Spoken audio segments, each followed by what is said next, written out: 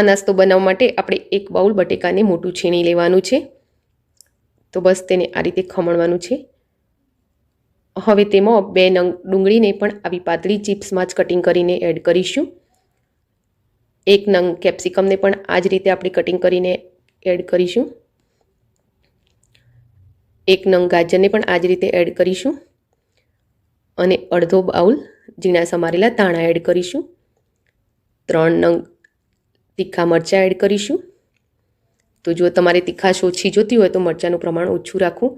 હવે આ બધી જ વસ્તુને સારી રીતે પહેલાં તો મિક્સ કરી લઈશું। અને જો તમારે આ ફૂડને ડાયટમાં વાપરવું હોય તો બટેકાનું પ્રમાણ થોડું ઓછું રાખવાનું અને ગાજરનું પ્રમાણ થોડું વધારે રાખવાનું।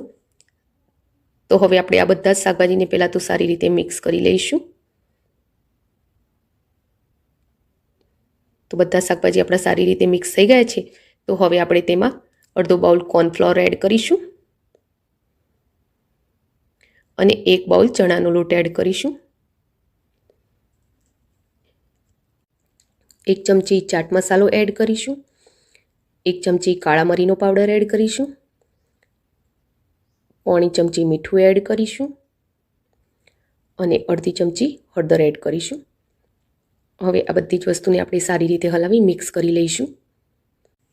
તો હવે આમાં થોડું થોડું પાણી એડ કરી જઈશું અને તેને હલાવી મિક્સ કરતા જઈશું। તો જુઓ ફ્રેન્ડ્સ, તમને મારી રેસીપી ગમતી હોય તો વિડીયોને લાઇક કરો, શેર કરો અને હજુ સુધી જો તમે મારી ચેનલને સબસ્ક્રાઇબ ના કરી હોય તો કરી લો। બાજુમાં આપેલા બેલ આઇકનના નિશાનને ટચ કરી ઓલના નિશાન પર ક્લિક કરો, જેથી કરીને તમને મારા નવા વિડીયોની નોટિફિકેશન મળતી રહે। તો બસ આપણે થોડું થોડું જ પાણી એડ કરીશું। આપણા શાકભાજીમાંથી પણ થોડું થોડું પાણી છૂટશે। તમે જોઈ શકો છો, જ્યારે મેં બાઉલમાં મસાલા કર્યા ત્યારે બાઉલ આખું ભરેલું હતું, પણ મીઠું એડ થવાની સાથે શાકભાજીમાંથી પાણી છૂટવા લાગ્યું। તો હવે થોડી ખાંડ એડ કરી લઈએ। ખાંડ નાખવી એકદમ ઓપ્શનલ છે, તો તમે અહીં તમારા ટેસ્ટ અનુસાર એમાં મસાલા વધુ ઓછા કરી શકો છો। તો આપણે આ બેટરને સેટ થવા દેવાનું નથી। જેમ સમય જશે તેમ તેમાં પાણી છૂટે જશે, એટલે આપણે તેનો નાસ્તો બનાવવાનું ચાલુ કરીએ। તો મેં ગેસ પર ઢોસા તવો મૂકી દીધો છે, તો તેમાં 2 ચમચી તેલ એડ કરી લઈએ।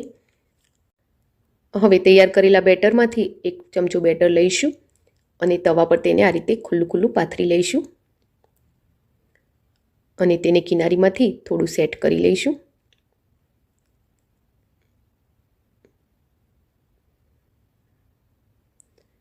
તો તેને લો ટુ મીડિયમ ગેસની ફ્લેમ પર જ સારી રીતે સંતળાવા દઈશું।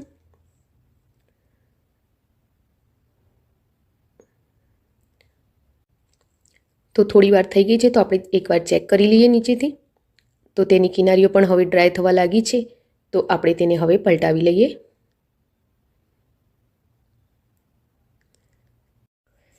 તો હવે તેને પલટાવી લીધો છે, તો તેને નીચેથી પણ થોડી વાર સાંતળી લઈશું। તો બસ તેને આ રીતે હળવા હાથે દબાવતા રહીશું અને તેને ફેરવી અને સાંતળી લઈશું। તો હવે થોડી વાર થઈ ગઈ છે, તો આપણે ફરી ચેક કરી લઈએ એકવાર। તો તેને પલટાવી અને ચેક કરી લઈએ। તો હજુ જોવે એટલો ક્રિસ્પી આપણો નાસ્તો થયો નથી, તો 1 ચમચી તેલ લગાવી તેને ફરીથી આપણે થોડી વાર પછી પલટાવી લઈએ, જેથી કરી નીચેનો ભાગ પણ એકદમ ક્રિસ્પી થઈ જાય। તો બસ હવે નીચેનો ભાગ એકદમ ક્રિસ્પી થઈ ગયો છે, તો ઉપરના ભાગને પણ થોડી વાર માટે સતરાવા દઈએ। તો હવે પલટાવી અને ચેક કરી લઈએ।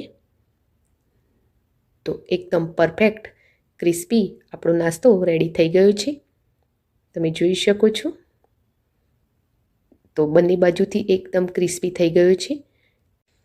તો હવે તેને આપણે નીચે ઉતારી લઈએ અને એ જ તવામાં ઓઇલ ફ્રી એટલે કે ડાયટ માટે તેલ વગરનો આપણે આ નાસ્તો ફરી રેડી કરીશું। તો બસ સેમ પ્રોસેસ, 1 ચમચો બેટર લઈશું અને તેને તવામાં આ રીતે ખુલ્લું ખુલ્લું પાથરી લઈશું અને તેને કિનારીથી સારી રીતે સેટ કરી લઈશું અને હવે એને એમ જ થોડી વાર સિજવા દઈશું। તો હવે તેની કિનારી ડ્રાય થવા લાગી છે, તો તેને પલટાવી લઈએ અને તેલ વગરનો છે તો આપણે તેને એકદમ ધીમા ગેસ પર જ શેકવાનો છે.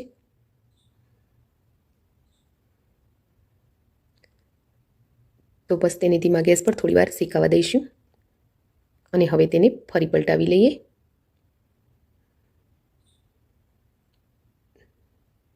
તો હજુ થોડી વાર લાગે એમ છે તો તેને એમ જ થોડીવાર શેકાવા દઈશું.